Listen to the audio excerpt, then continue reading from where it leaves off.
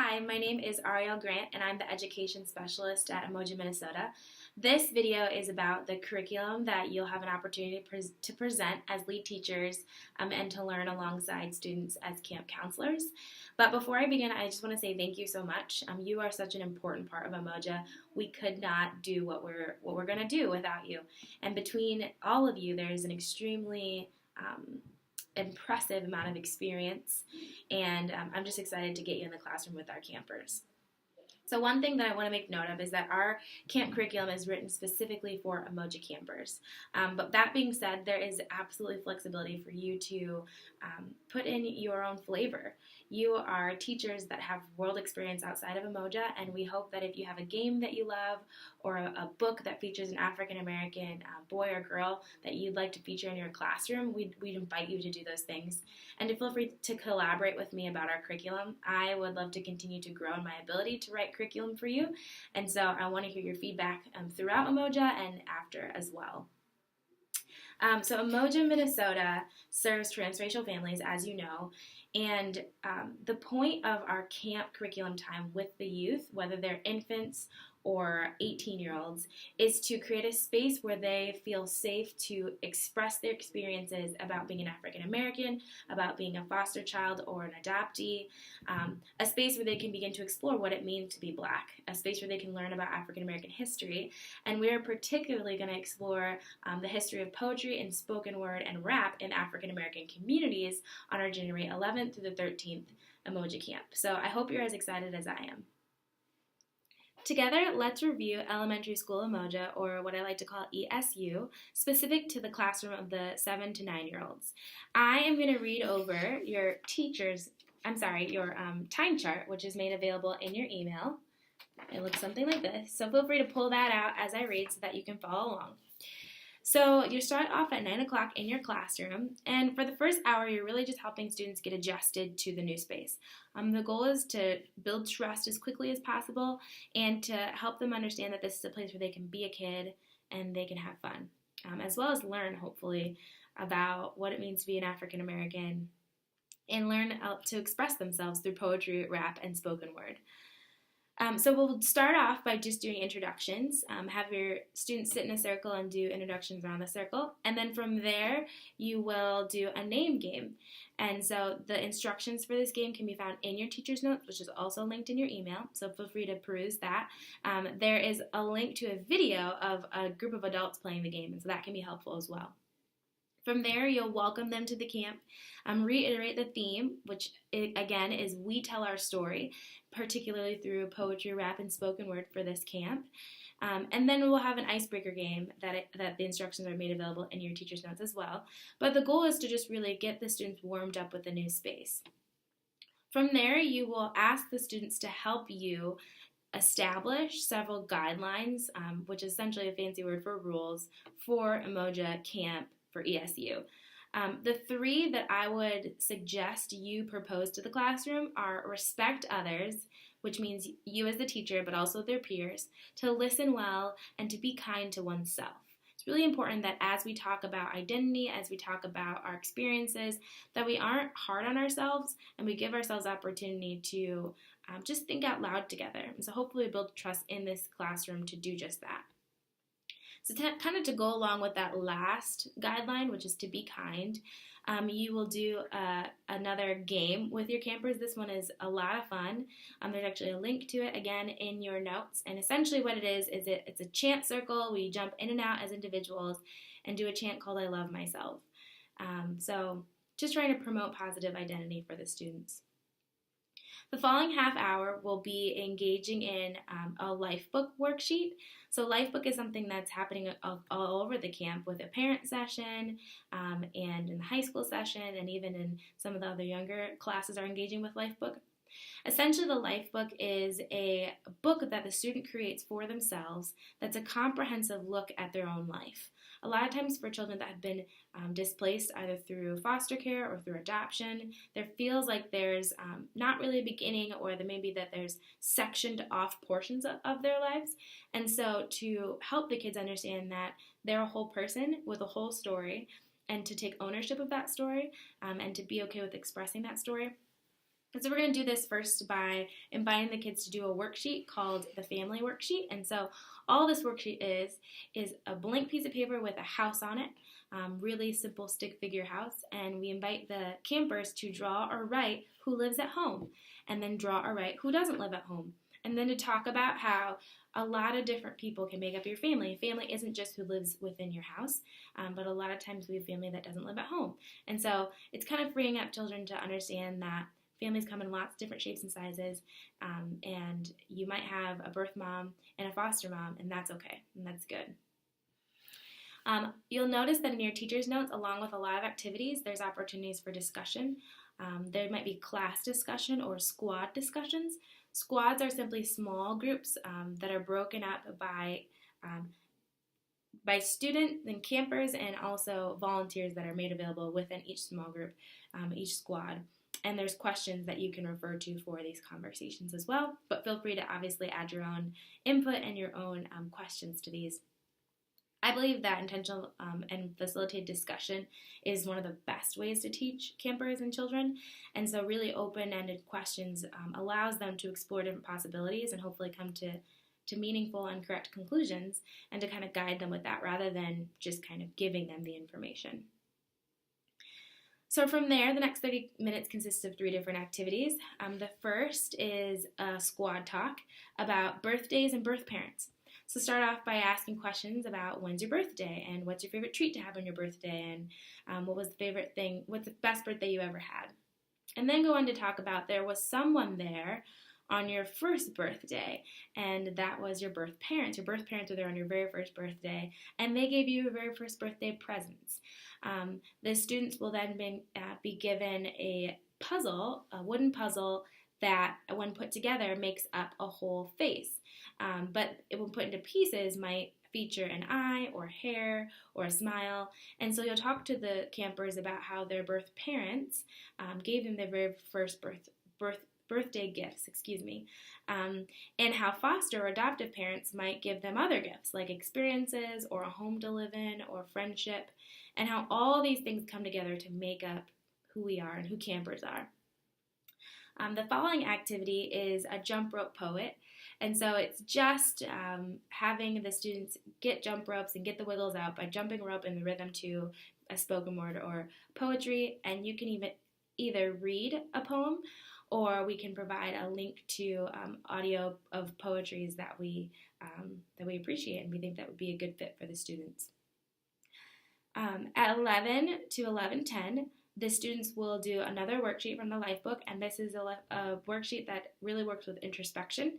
It's a worksheet called Describe Me, and essentially it's just a chance for students to talk about themselves, to write about themselves, which especially at this age they tend to like to do. And so it can be external things like hair color, eye color, tall, short. It can be internal things like I'm funny, or have a great laugh, or I'm quiet. And just encourage students to be introspective in that way, taking ownership again of themselves and their story. From there, you will do an activity that will involve marching. And so in your classroom discussion, you'll find in your teacher's notes, this is a great chance to talk a little bit about African American history and our history of marching, and how oftentimes African Americans all throughout history have marched to say something's not okay and things can be better. And so invite the campers to march together with you as the leader around the classroom, or even in the hall if you feel comfortable venturing into the hallway, to the rhythm of a poem that you read aloud as you march. And this is, again, just a great way to get the wiggles out.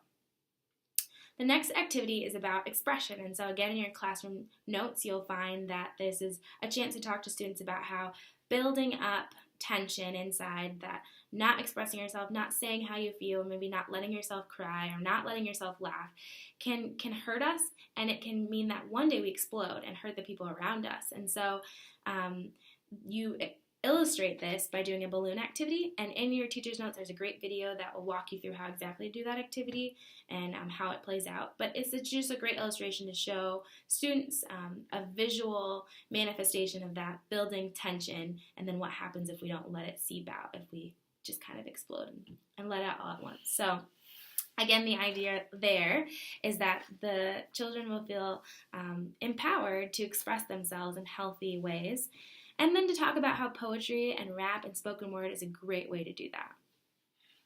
At 12 o'clock, parents will come to pick up your campers, and you'll have a little bit of a break.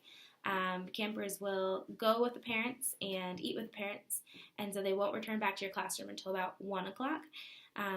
Later on in the day, we'll be playing a game with students called the Harlem Hopscotch. It's actually the name of a poem by Maya Angelou that's been put to music. And so we think it's a great idea for you to maybe play this song in your classroom as your campers are coming back inside. So that's just something that you'd have to take note of before 1 o'clock. But at 1 o'clock, as the music is playing and campers are coming back to your classroom, have them sit down and then launch right into a class discussion.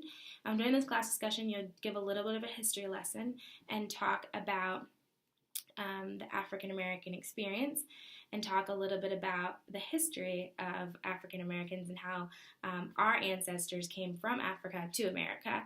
And then you'll read a storybook. This storybook is called The Remarkable Story of George Moses Horton. It'll be made available for you in the classroom, so don't worry about that, but feel free to find it or research a little bit about it beforehand.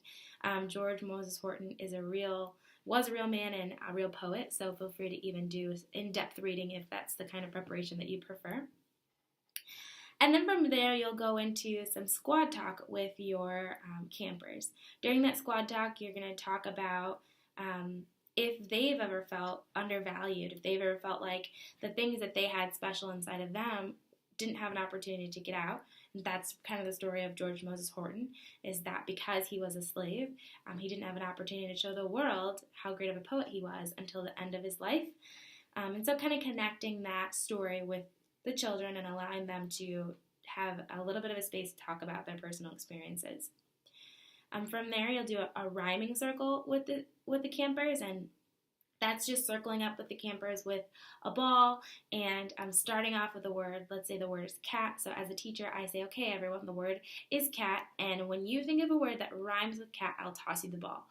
And maybe an additional challenge you could add to that is see how fast we can go. So I say cat, and another camper says bat, so I toss the ball to them. Another camper says mat, and so on and so forth. This is a great activity for this age group, so feel free to stretch it out and get them as excited and engaged as much as you'd like, and feel free to get creative with it. Maybe make the circle bigger over time, or any other challenges you can think of that can kind of put a twist on this game.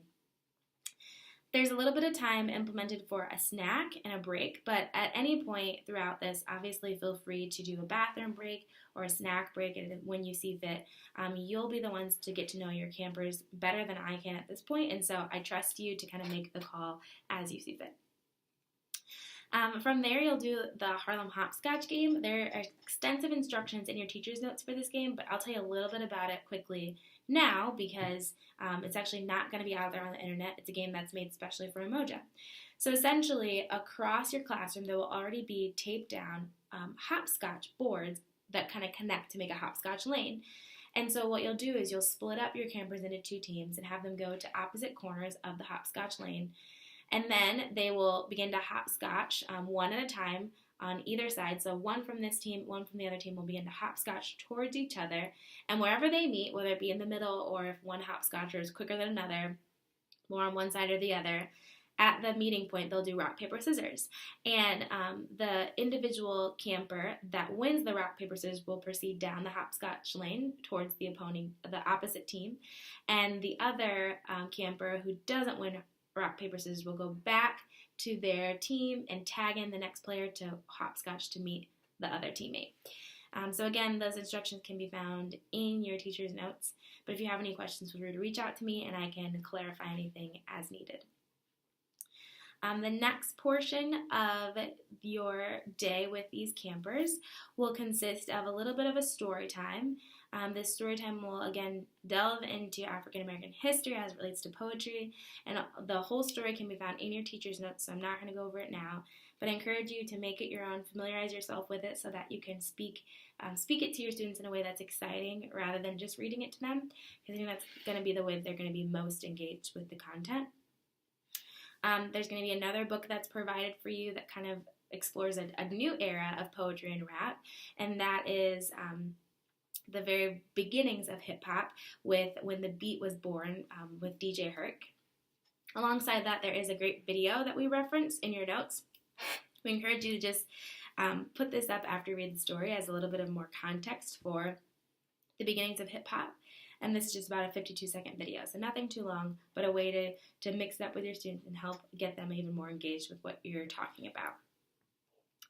Then at 3 o'clock, from 3 to 3:30, your campers will have a chance to write their own rap and to do a 5 sentences poem, whichever they prefer, and just encourage you and the other camp counselors and volunteers to make yourself available as students need, but also encourage them to just put themselves out there. Remind them that expression takes courage and creativity takes courage, and so it's okay to write a poem that maybe is different than any poem they've heard before, and help them think of ways to talk about things that may be normal in new ways. And then from 3:50 to 4 o'clock, there's going to be a time for PlayStation. And so that's going to be another time of free exploration for them to just engage with books and colored pencils, crayons, and toys, markers, games. Just a chance for them to kind of do free play in the classroom, and hopefully with the other campers that they've made friends with. Then from 4 o'clock to 4:45, campers will have a special guest that'll join you in your classroom, and that will be Heart and Soul Drumming. And so they've been at Umoja before. They're great with campers, but we do ask that volunteers and teachers do stay present and just help manage the classroom, because while the special guest will fully engage the students, it's still a teacher's job to make sure that the campers are safe, that they're listening well, and they're respecting each other. So you've only got 15 minutes after that, and that time is really left for cleanup and just parent pickup. And at that point, you say your goodbyes. So that is, as a whole, classroom time for elementary school Umoja.